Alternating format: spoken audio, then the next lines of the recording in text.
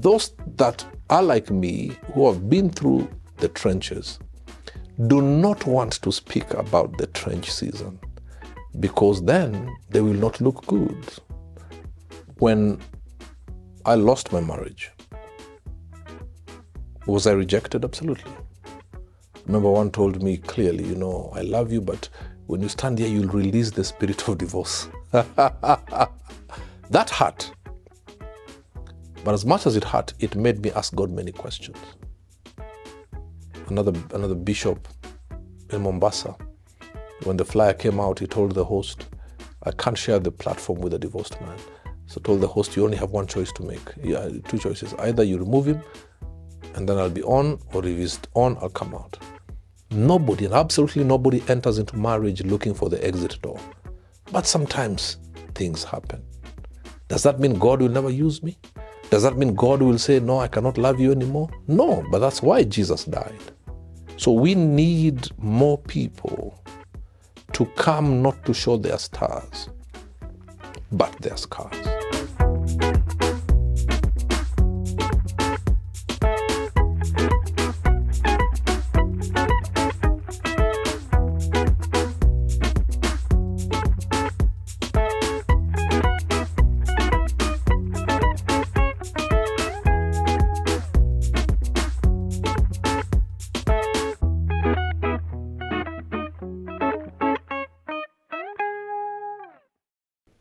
Well, hello everybody, how are you doing? My name is Mr. Robert Burale Wanguria. I do many things. I'm a pastor, I'm a mentor, I'm a leadership coach. Well, I don't have a book from the best libraries around the world, but there's a library that nobody can take away from me. It is my experience. I'm here purely by the grace of God. I'm here purely by people who held my hand. Otherwise, if I didn't have those people, today I would have had one extra name, the late.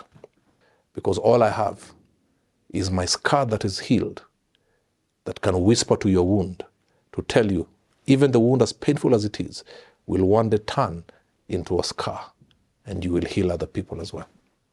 Burale, growing up, was molested by house help. I went through, you can imagine when you're young, this house help, she molests me, but I can't tell anybody.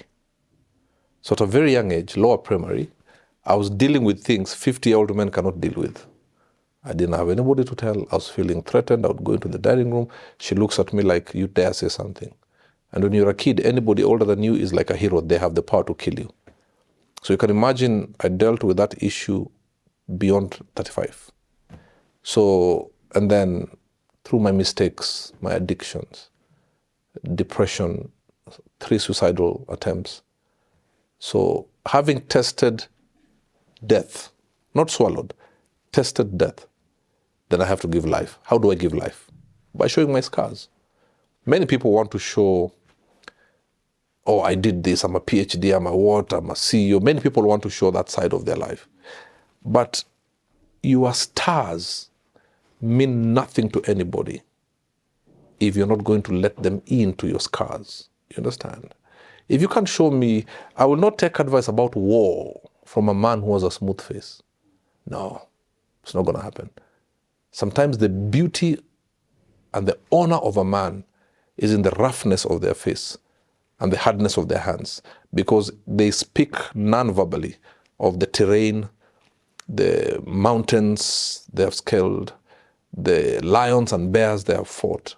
Then they have earned it to tell you how strong a bear is, how strong a lion is, but also now they can tell you, you can still overcome, because they're speaking from the other side of victory. When you realize everything had been positioned to make sure you don't succeed, the moment you have that revelation, then you'll have no otherwise but to make it work. Yeah. Being molested in lower primary, that was a plan for the enemy to make sure I don't succeed.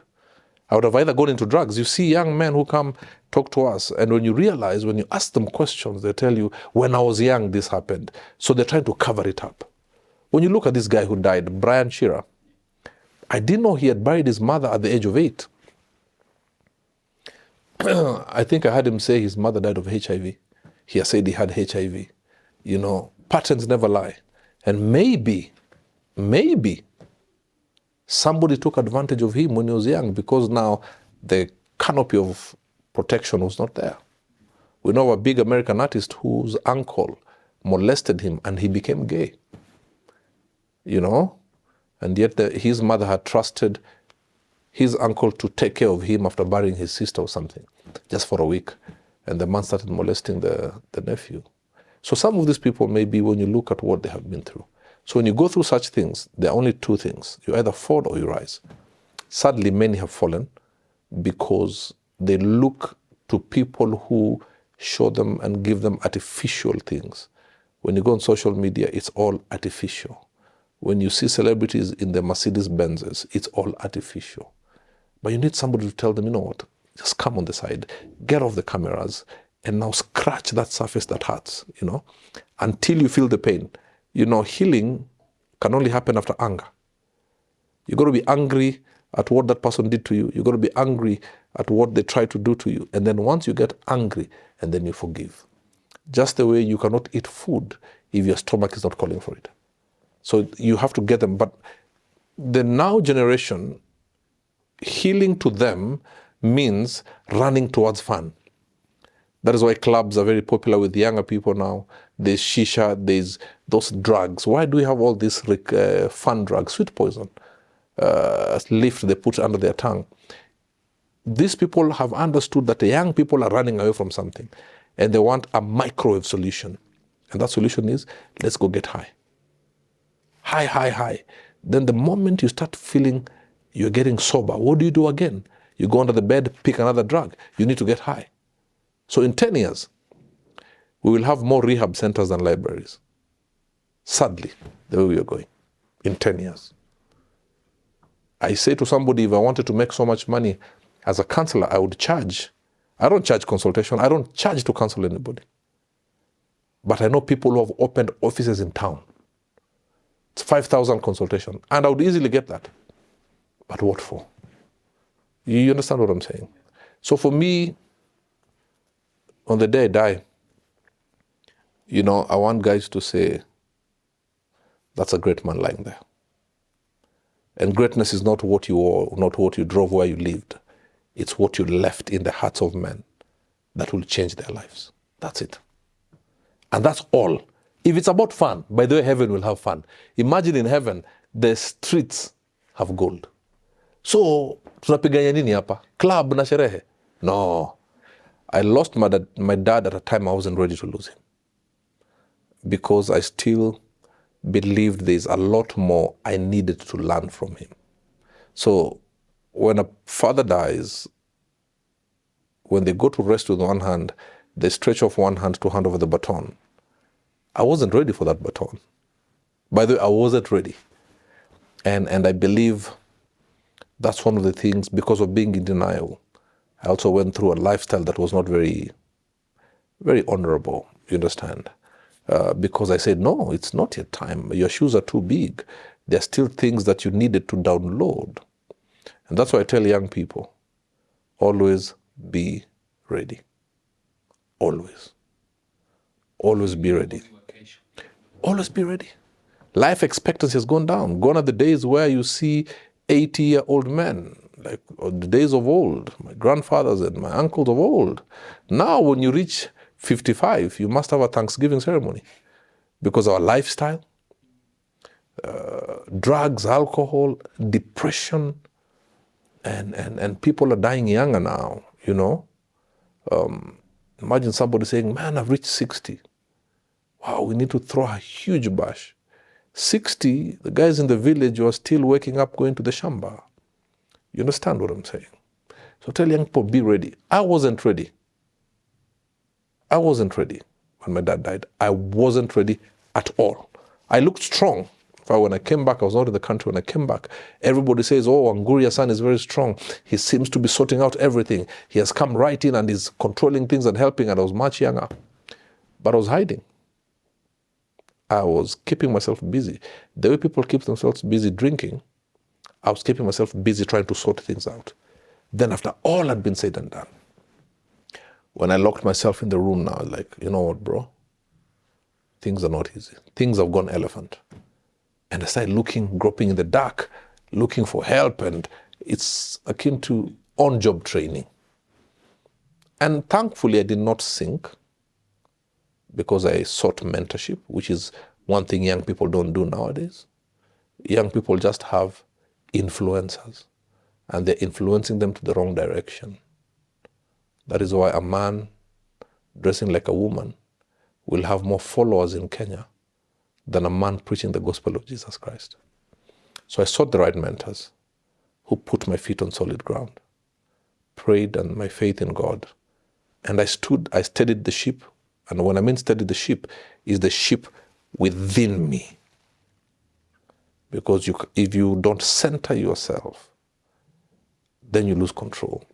If you're driving and the driver's seat is rickety and is shaking, we shall see it from the outside because you'll not be able to control the car very well.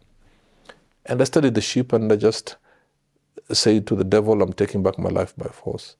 And I told God, I have told the devil this, so you cannot let me down. And when I look back, I'm like, yeah, I thank God. But the interesting thing, and I think you'll think I'm crazy, I would not change 90% of the pains I went through. Okay, maybe even 95% or 97%. I would not change. Present pain is excruciating. Past pain is a testimony. When you look back and say, had this not happened, then this beauty would not have happened. For every mountain, there has to be a valley. But young people just want mountains, but run away from valleys. They want the prize, but they don't want the process. That's why we have microwaves that are the biggest selling kitchen appliances. Or in every kitchen, toot, toot, toot, toot. It's not anything else but microwave. We just want things very quickly. But then what happens? They also come with a prize, health and all that. In the villages, I come from Busia, there are no microwaves. They put food in a pot, beans and maize, and they put it there for hours. By the time you're eating, you're healthy. But here, things just pop out, ready to eat. Everything. Relationships, ready to sleep around. You meet at 10 o'clock, at 2 o'clock, you're sleeping around because you're celebrating 2 hours in the relationship. It's sad. It is sad. It is painful. When you look deep into where you're going with this Gen Z, we're in trouble. So people who have that revelation should now start working on the 5-year-olds now. Yeah. We need to start working on the 5-year-olds. Have the right mindset. Panel beat them. Bible says, train up a child in the way that they should go. And when they grow, they will not depart from it. So we get them at, not a teenager. The Bible doesn't say a teenager. It says a child. If you don't get them at the child stage, then we suffer what we are suffering now here in Kenya. Go to, on a Friday night, drive around some of the popular places in Kenya, go to some gas stations and the malls, and you even ask yourselves, did these kids leave their houses like this? Because they're literally walking naked. So now, for me, to be honest, I'm going to the 5-year-olds and say, these are the people we need to. And how do you get to them? Because now they're all on phone. Put edutainment. Let them enjoy what they're watching, but something is coming up here. That's what they're doing in China. And that is why a 5-year-old Chinese kid in 20 years will be 25, will be a CEO. And if you're not careful here, we have 50-year-old bloggers. If we're downstairs here, we're on the second floor, and maybe we're just having a chit-chat down there, and then we see commotion and people running and tear gas being lobbed, what will you do? Run towards those people? No. We would all run up here and lock ourselves in this office because we've realized there's trouble out there.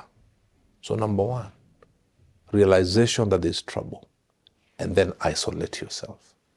Just the way if you are taken to a hospital by an ambulance, emergency, you are taken to the ICU, nobody's allowed to come in apart from the people who are trained to make sure you don't lose your life. So get away from the crowd, because there's too much tear gas, there's too much noise, and only allow the medical personnel, in this case, your authorities, and your mentors. How do you pick them? People who don't take your nonsense. And they will tell you, Justus, sit down. This nonsense you have to stop. Not people who clap for you all the time. Some people are clapping for you and they know you're moving towards your mortuary. Then once you get there, they stabilize you. It's just like in an ICU. Once they stabilize you, then they come out and tell the family members who are waiting out there, he's stable. Once they stabilize you, they go out there and start speaking well of you. Not releasing you yet. Speak well of you. So the environment and the stratosphere starts accepting that there is something well being spoken about this name. And then they remove you from the ICU to the HDU, where now they tell you, we think this is the way that you should go based on your gifts and your talents. You still have not left the hospital premise. And then you go to the general ward, where during visiting hours, people can come and see you. And they tell you, you look bright, you look stronger, I've brought you some fruits. After you have been taken care of by the immediate medical personnel, when you go to the ward, then God starts raising people who will say, by the way, have you ever thought of doing radio? Have you ever thought of doing TV? You have the voice. But they could tell your voice because in the ward, you can now speak. In the ICU, there are so many pipes and you're depending on people to make the right decisions for you. Your friends will not. Your haters will not. Your girlfriend and boyfriends will not. Because then it's about them, what do you give them? But the medical personnel don't care about your feelings. They don't care how painful it is when they put the pipe to feed you. All they know is that that pipe is important for you to live. Then from there, your doctor, your mentors, your parents come and tell you, I think you're stable enough to go to the world. And once in a while, please come for a checkup. What are they saying? Make sure you tell us what you're doing. You can never be a person of authority if you're not a person under authority. So somebody must keep on checking on you. At my age, there are people who will call me and I'll drop everything. There are people who, when they call you, you drop everything. If you have no such person, your right leg is on a banana peel and your left leg is on a slippery floor, you'll definitely fall. That's why we have a zombified generation.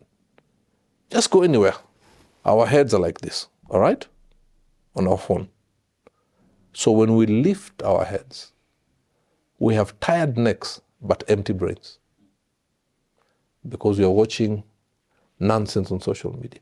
I would rather you have a tired neck, but when you lift your head, the content you have put is heavy.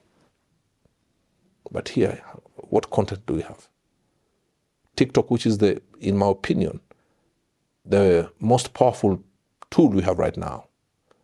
Now, I was being told yesterday that now Kenyans have now gone into live pornography. And people log in and they pay, I think, buy flowers and all those things so you can earn money. People are just coming to watch people having sex. So tired necks but empty brains. Yet in China, I think they've played with the thing in such a way they only have 2 hours of entertainment. So kids have already been conditioned to get knowledge. We have been conditioned here to whet our appetite. Us, we are having fleshly orgasms. People in other countries are having mental orgasms. When they get right information, deep knowledge. Here, people my age and older are gossip bloggers. How? And we say to our young people that we are teaching you to go to the world. We are teaching you to go to the palace. We are teaching you to speak to kings and presidents. And then on Friday, who is on the interview on national television? A guy teaching people how to say Lombotov, Sokotov. And you're telling people, we are preparing you for the world? No, you are preparing you for your estate. You can't even go beyond your locality because for you to enter the palace, you must understand the language of the king.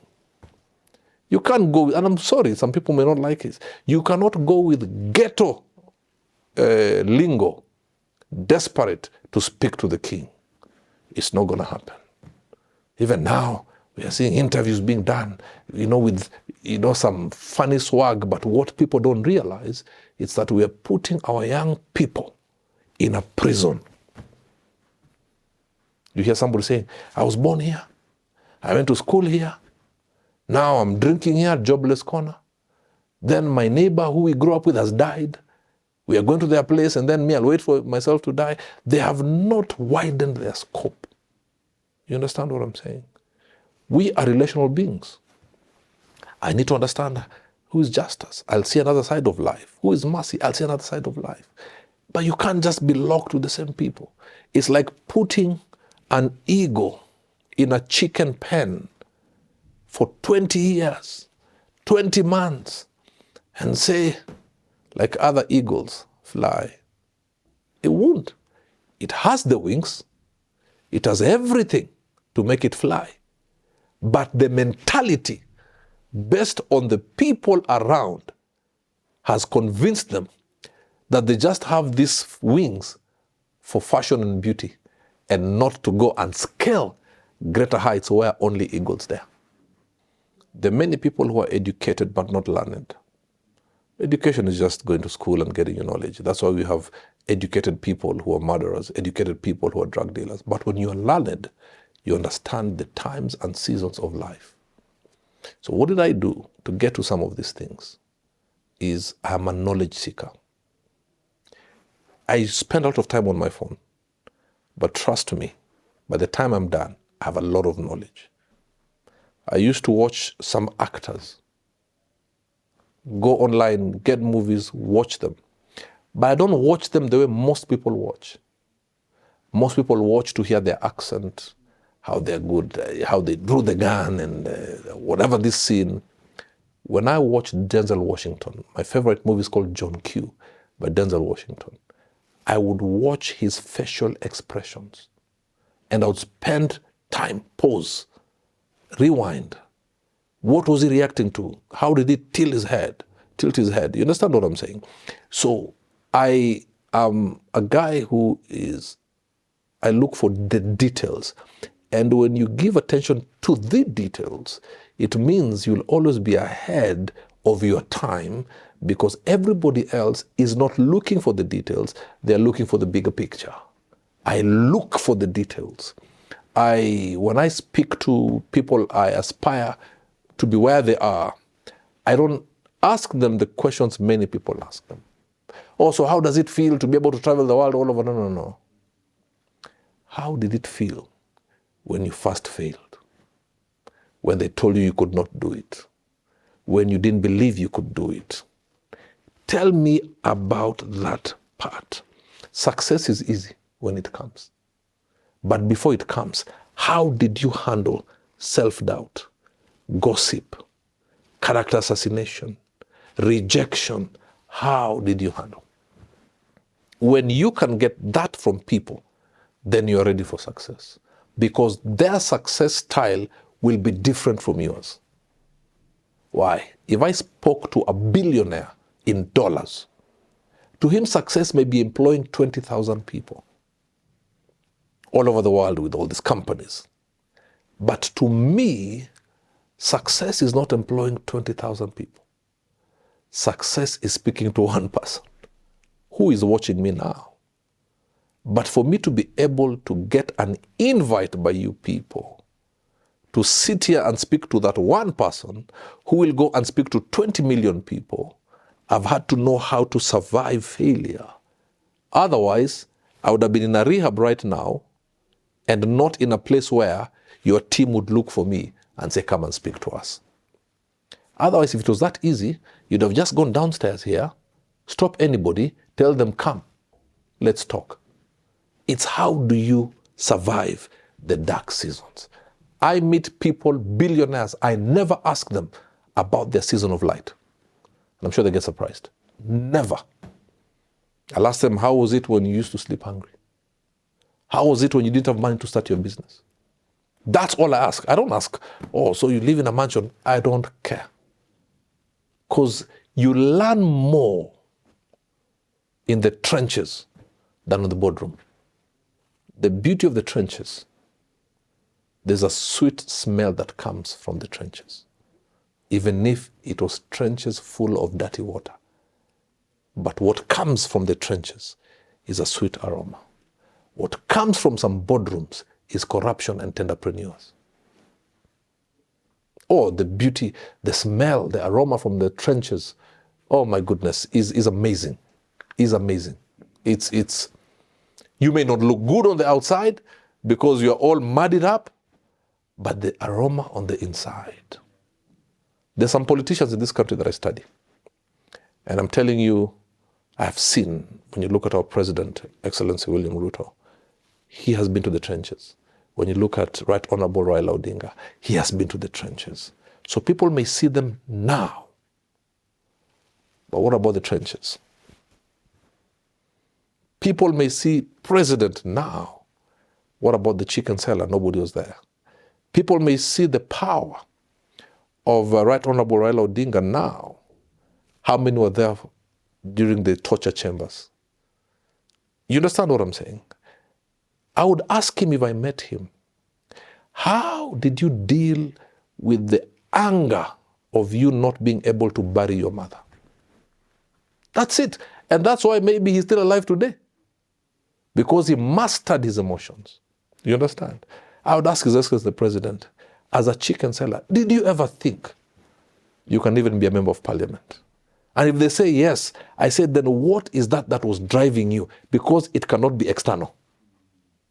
Then when I pick those things, but most people, when they meet these people, the first thing that goes into their mind, I want a selfie. A selfie is as useless as that phone without charge. When there is no charge, you cannot brag that, look, no. But there is something you can pick from them that has no photographic memory, but there'll be manifestation from your life 5-10 years from today. When people tell you, how did you do it? Then you'll tell them, I learned from people's dark season. Anybody's dark season is the one that gives you light. When you concentrate on somebody's light season, you will get darkness. As simple as that. Jesus' power was not because he rode on a horse from the porticles of heaven. His power was in a dark season where they even stripped him naked. They broke his hand, they were disconnected from the sockets. And when they lifted the cross, darkness fell. And out of darkness, he became the light of the world. As simple as that. But see, we like lights. Even our pastors, it's lights. It's the right lighting. When you hold the microphone, red in kuchapa huku, people think it's the power of God. And then green hits you on this side. They call it kipindire. So the people who love you to your death. And sometimes that's family. They love you, they love your mistakes, they don't challenge you, they don't call you to a higher standard because they just love you. Then you miss out. And the ones who hate you, if you put into your heart what they say, the only thing you'll believe about yourself is your name. I used to get stressed when people hate on me. I now start desperately looking for comments that people who love me or call people who love me. I said nonsense. You can't be tossed like that. Because the day will come, we'll all die. And then you move on. So it's God will ask you, in the time that I gave you, what did you do? Or concentrating on those that loved me and crying about those that hated me. You'll not go anywhere. Me, there are people who cannot stand me. And I'm so okay with that.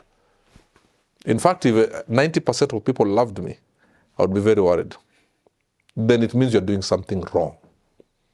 You must be hated with a passion and also appreciated with the same passion that people hate you.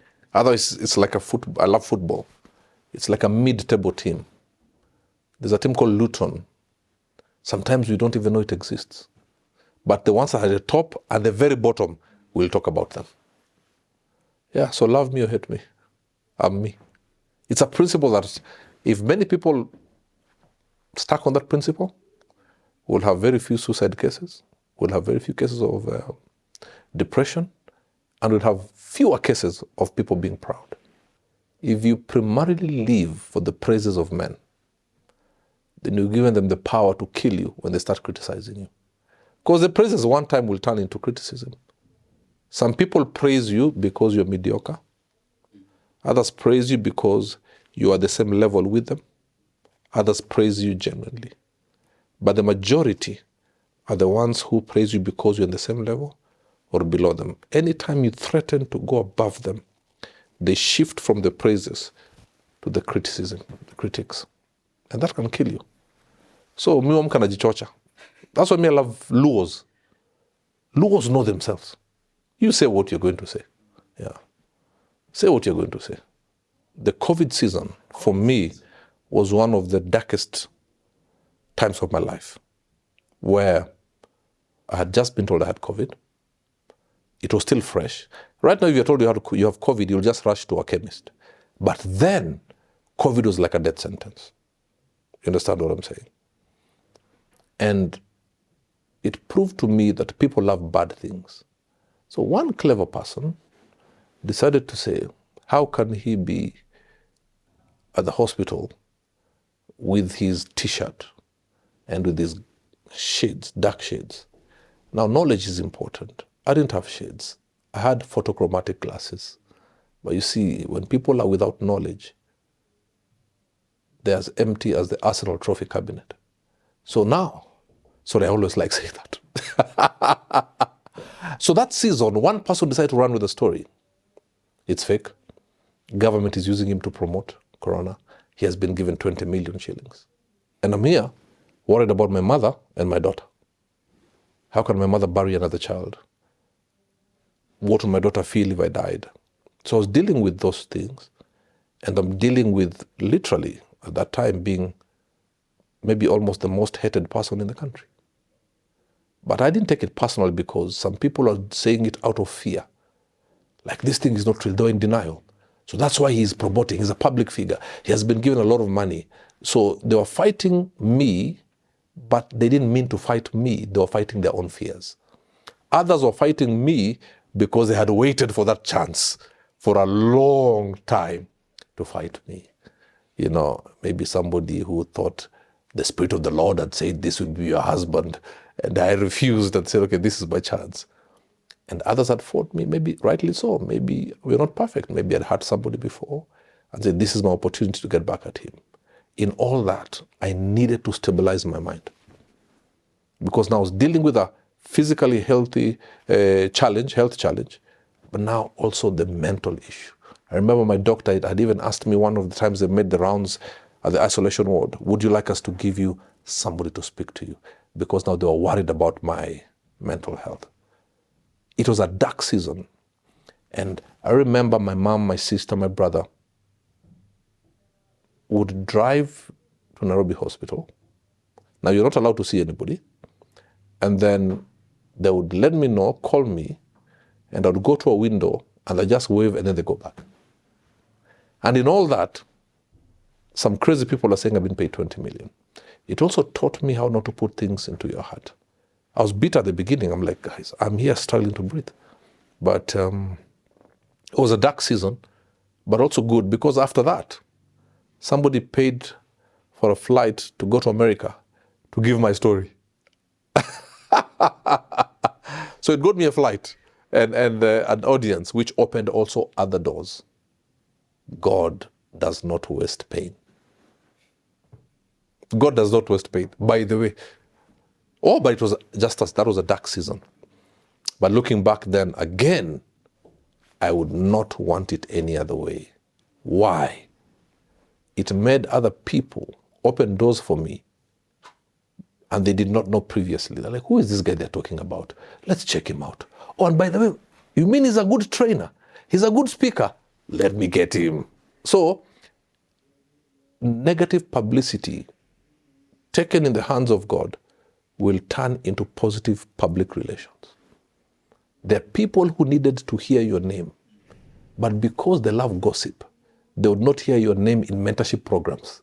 So they needed a gossip column for them to know you.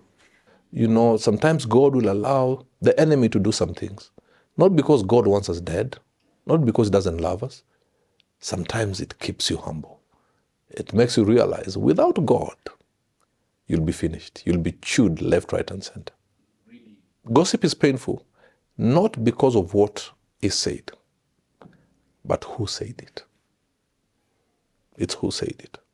If you're walking down the streets and somebody says, useless man, it's okay. But people you have labored for, stood with. So it's who says, not what was said that matters more. It's who.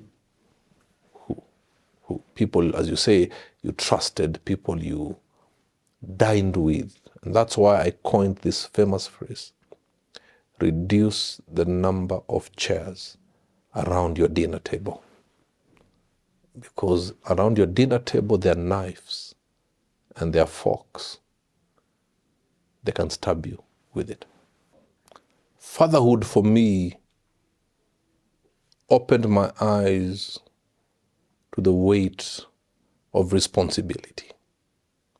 When now you realize everything you say or do will impact somebody else. Fatherhood made me realize that the world, we are all joined together. Whatever I take, I release. Whatever wisdom I get, I release. Fatherhood scared me at the beginning, but excited me because it stretched me.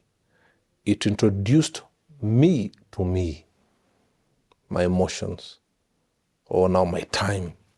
When my daughter was young, and you see a small rash here, and I would tell the mother, should we rush to hospital?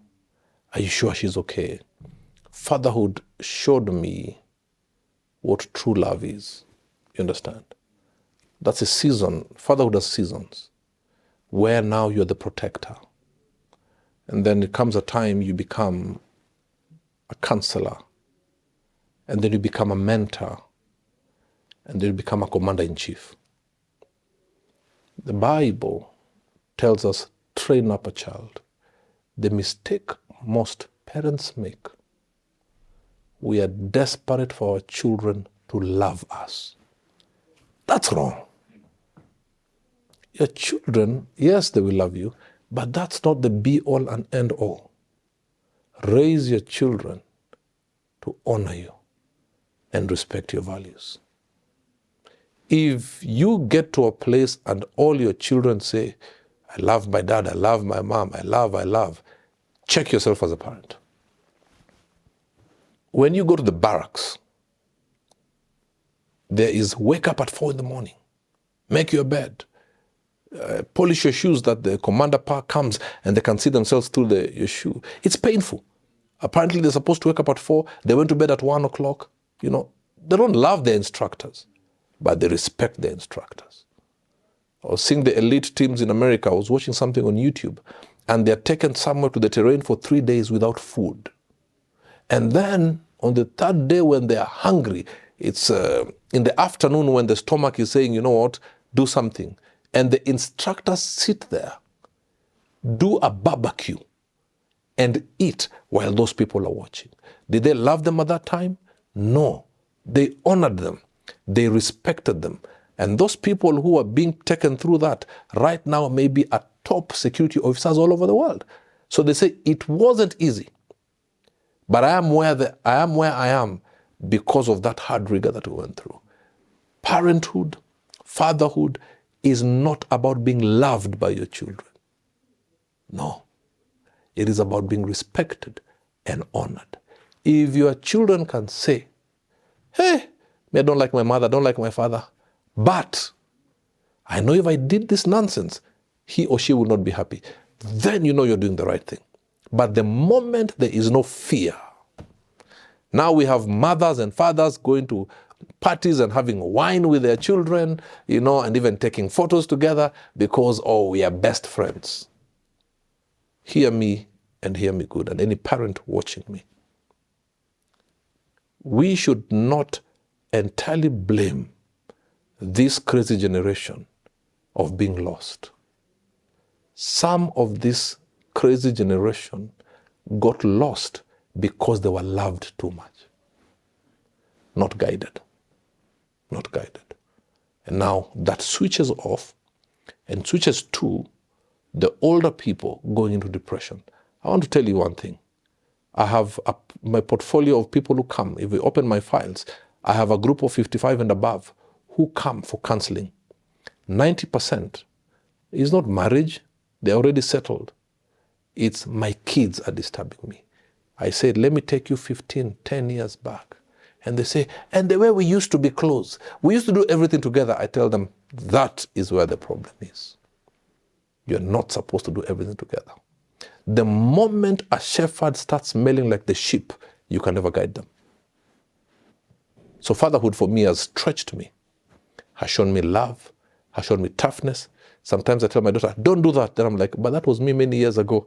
You understand what I'm saying? You extend a bit of grace.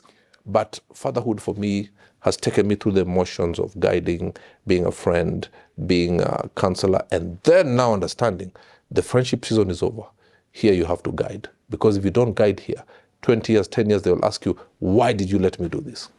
Yeah, many people don't know how to be parents because they are not shown what parenthood is all about. And that is why I speak about the grace of God, the knowledge of God, and the wisdom from God. Number two, we have seminars. And people must invest in themselves. I did a parental seminar via Zoom last year, I think beginning of last year, and was charging 2,500. Some parents were saying that's too expensive. But tell them to go to Naivasha for the weekend. They will get a hotel, they will buy alcohol, fill in the boot. So people are not taking time to learn. And they're trying to learn on TikTok, where parents are going out with their children. The mother or the father is dressed in a worse way than the children. And then you want to learn that way. If you learn parenthood primarily from the now or the new age kind of parents, you're lost. Let's go back. Let's go even back to the village. You know that auntie of yours who you say she's smelly? That is the one who has information that will build you. But we have people who don't care about who is in the village until the holidays. Then they send their kids there with shopping so that they can go and do their own things. Do we see people going to the villages now to sit with that auntie who you say is smelly, to sit with that uncle who you say drinks changa, but when they're sober, they will give you nuggets of wisdom Google has no idea about. So for us to handle this generation, we have to go to the people of the yester generation because they know where the disconnect happened. They will tell you, when you people started this nonsense, that's where you lost it. So please come if you can listen to me. We run to Google more than we run to the people in the village or our older people who've been there before us. And let me tell you, Google is run by human beings. It's business. It's control. The day they decide through evil means to take us to the wrong direction and start putting wrong information on Google, we are a lost society. We saw the other day WhatsApp was off, Facebook was off, people are going to depression. Like people can't think. People can't think. But I'll say this again, and I said this before, and you'll bear me witness through this broadcast. It was not a technical hitch. They knew what they were doing. They were testing the waters. There will come a time you will not have Facebook. You will not have all these platforms. You will not be able to transact for 1 week. I can tell you more than 1 million people will commit suicide because their life has stopped. The others will go into depression. The world will be confused. People will think their money is being stolen because they can't transact online. And that's when people will realize the only person to be trusted is the Almighty God. Yeah. But they know what they're doing. That's when you'll kneel down and say, God, come through for me. That's when people will know. We have put too much trust in the arms of flesh. And these guys are controlling us. That now in some places, the word God is being bleeped in some movies because they call it an offensive word. They're controlling. It's sad. Men dressing like men, walking like women, and our young kids are saying, oh, don't judge, times have changed. Tolerance has come in. We have gone through already the conversational stage where everybody's talking. Then tolerance has come in. then the legal system will come in to entrench it, and then they will have a say. And if we are not careful, there will be a time in some nations where they will have representation from those so-called people. There we have women's rep, we have the people living with disabilities. The way we are going, because the ones who speak against it, they try to silence us. The way we are going, they will demand to have a representation in the House of Lords, in the Senate, in the Parliament, while we are watching like this. Going through divorce as a preacher, especially in this side of the world, was very difficult. Because remember, we have what we call the holier than thou kind of believers who have a smell of religion but don't carry the heart of the Father. When I lost my marriage, was I rejected? Absolutely. Did people say, you can't come and mount our pulpit? Absolutely. Remember, one told me clearly, I love you, but when you stand here, you'll release the spirit of divorce. That hurt. But as much as it hurt, it made me ask God many questions. Another bishop in Mombasa, when the flyer came out, he told the host, I can't share the platform with a divorced man. So told the host, you only have one choice to make. Two choices. Either you remove him, and then I'll be on, or if he's on, I'll come out. And the host told him, you get out. And out of that pain, I preached for 7 days, lunch hour and revivals. So that was really baptism of fire. So God built my muscles for where I was going. But then God will also always send somebody. Always be on the lookout, because God is always in the business of releasing something. My bishop, David Moredi of House of Grace, said to me, son, when the whole world is throwing stones at you, be sure I will not be among them. And that's all I needed to hear. And I had a voice of a father, and I had the voice of God through my spiritual father. And I said, you know what, I'll straighten my back and get out there. Some of those people who said I cannot mount their pulpit keep on calling me, is your diary free on this day? And I'll be very honest with you. As free as it is on that day, I say I'm not available. Because I'm not called to stupidity. I'm called to be at peace with everybody, but not be stupid. So, how did I stay afloat? God, in prayer and worship. I'm a Luya, but I listen to a lot of Kikuyu and Swahili worship. Somehow, excuse me, they do something for me. So that season drew me closer to God. My Naked Truth ministry was born out of that season where God told me, they don't want to give you a platform, I will give you your own platform to minister to people like you. And my spiritual father. And I said the rest is history. You can imagine even being flown all over the world to speak about your divorce. But I don't speak about it to glorify divorce. No. Nobody, and absolutely nobody, enters into marriage looking for the exit door. But sometimes things happen. Does that mean God will never use me? Does that mean God will say, no, I cannot love you anymore? No, but that's why Jesus died. You understand what I'm saying? God is the God that has conversations with the hearts of men. And he knew and knows up to this day my heart. So it took me closer to God, and I can tell you full well, God held me. And when I get married, I'll invite everybody. Oh, I desire marriage, and I will get married. I will get married. Oh, trust me. I'm a Luya man. I don't have the grace to be single. But I'll get married. It's a God institution. It's a good institution. It's a respectable institution. And we are social beings. I am not called to singlehood. Yeah. And we shall announce it everywhere, to the highways and the byways, to those that love us, to those that hate us as human beings. We shall, all of us, any divorced person, any divorced man or divorced woman, don't condemn yourself too much. Feel the arms of the Father. feel the redemptive and the restorative power of the Father.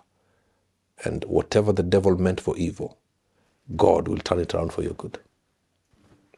Before I gave my life to Christ, of course, I went through hell and high water, made mistakes, self-destructive behavior, wrong company. But again, as I said earlier, when you come to the realization that there's a problem, only when you realize you have a headache do you go to a chemist. And I sought knowledge, I sought mentors, I prayed. But the children of now, they know they have a headache. But when they look left and right, there's no chemist. There's social media noise. So they don't know any other way. The information they have is to excite their flesh, not to build their capacity or the inner man. So that is why I am here to speak. But also another problem. Those that are like me, who have been through the trenches, do not want to speak about the trench season, because then they will not look good. They want to speak about their now season. Yet the young people will be blessed and guided by the trench season. When I tell a young person, I used to go clubbing, and this is where it led me to destruction, then they'll realize then I need to stop. But if they see people my age all over social media posting, holding beer and whiskey bottles, then they're okay. So we need more people to come not to show their stars, but their scars. And I'm glad even through this interview, I have not spoken about some stars, some, by God's grace, big things I'm doing and things that I'm planning. I have concentrated a lot on some dark seasons and the danger of those dark seasons, but the beauty of coming out and what we need to come out. So my heart goes out to these young people that they don't have any other way. Go on national TV, prime time, look at the people who are interviewed. People who are actually taking the young generation deeper to the depths of despair and nothingness. Why? TV stations want trending topics. TV stations want controversy. So bring young people, let them twerk on national TV for 1-2 hours. And when they leave there, two things happen. They black out because they're tired. Others go and have careless sexual behavior because their flesh has been ignited. But when are we going to see young men going to a meeting or going on YouTube or social media and they have a pen and a paper because nuggets of wisdom, words of counsel, sentences of direction are being downloaded where they take? But we just want, things that will excite the flesh. Check vile dem ameiva, But so here there is nothing. We have stronger arms, stronger legs out of dancing, but we have cotton brains because there is like when you see somebody in hospital for about 6 months, lying in bed, what happens? The muscles here waste away because there is no movement. So the muscles here, for lack of a better word, have wasted because there is nothing to ignite. All you are seeing is, look at how hot that chick is. Oh, look at her hips. Look at this. That does not need a lot of education to see. It just needs proper eyesight. But here, I love when I go to universities and I see people with a pen and a paper just taking notes. I say, that's a person who's going far. So that's the problem we have now. That's why you guys are doing a fantastic job. Bring people whose stories can inspire. People who have healed from cancer. All those stories. People who have gone through this. People who have done this. People who are in the US and they were sent back. How do they recover? Those are the stories that are helping many people. But now you can easily invite people here who will Lombotov and Shokotov, and you'll have 1 million views. But God will ask you, Justus, I gave you a platform to share moments, not nonsense. Because it is moments that turn seconds into seasons. It is seasons that change generations. And then it is generations that hand over the right baton to the next generation. Simple as that. Now even funerals, young people go to take selfies. Young people go to take selfies as the body is being lowered. Oh, now, mom is going. That is content. Huh? That is content. This young man who was killed, this Branchira guy, I mean, I regret how I opened some video of his body being cleaned up in a mortuary, his face banged up. Somebody, instead of just praying for his family as that man lay there, removed the phone, recorded, and now bloggers are saying, for you to see that video, subscribe to my channel at 500 shillings and you will see. And everybody is rushing there to see somebody at his worst. Tell this young people to come for a seminar on leadership. They will not.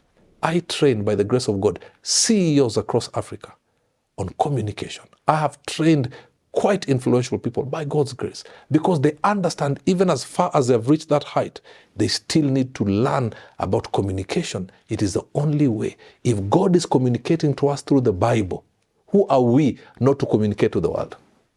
So there is too much information that is taking people the wrong way. Then the few who are trying to speak the right things don't get platforms. That's why we use all our platforms as possible. When my team received a call, I received the message, it felt right. I said, you know what, this is it. Did my due diligence, I said, these people know what they're doing. And once you guys are gone, by the way, this what you're doing here will still count for you in heaven. Yeah, because you're using your platform to help other people. I've not come here to say drinking is good. I'm using your platforms. You'll reach people I have no chance of reaching, you know. So I have something, you have something. We have come together to bless the masses. And that's it. So God will ask you, Justus, yes, I gave you a platform. You did something. And because of that, here is your crown of gold. Well done, faithful servant, in whom I am well pleased. Go that way. There will be a day. Every man's work shall go through fire. Sean will tell you, I am not driven by money at all. I used to when I was addicted to strip clubs and pornography. And you know, that life of fun, I'm no longer driven by money at all. It's purpose, and one day I'll be gone. And legacy. You see, like these things, what you're doing here today, it's legacy. 50 years from now, I may not be here. I may be here. By the day I'm gone, this thing will still be here. So there'll be somebody who is not yet born, who this message is for, by the way. So that's it. Otherwise, if smoking shisha, sleeping around, whoever went and slept around last night, all they did was sweat, maybe have a backache, and it's done. There's no legacy. And maybe it was just 3 minutes sex, or 1 minute. But there might be a minute here of this video that is meant for somebody who's not yet born, or for somebody who's about to commit suicide. And the day it plays, that will be the last thing they were going to watch on YouTube or Maisha Magic. And they just hear one statement, and it gives them another 30 years of life. So what happens when God calls me, where this light comes upon me, and then the Bible says every man's work shall go through fire? Then I'll be told, the day you went to Rongai, you served purpose, because that message reached all over and somebody did not die. And the person who did not die became like a Billy Graham who led 100 million people to Christ. So that crown comes upon me.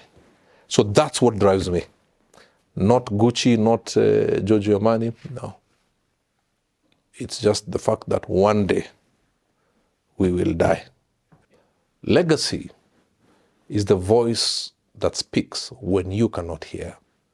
Because legacy is after we are gone. But that legacy must be built when we are alive. So what do I want to be remembered for? A man who poured everything. The good, the bad, and the ugly. But with one view. to get the good out of people. That's it. My website is www.robertburale.com. We'll be announcing and putting our upcoming events there. Israel Robert Burale on my Facebook personal page, and the public page is Robert Burale. Instagram is Burale1. X is Burale1. What is my TikTok? I think Robert Burale or something. I'm all there. We'll be announcing, so just keep your eyes open, keep your ears on the ground, but please do not miss it, because when you miss information, you will misinform other people.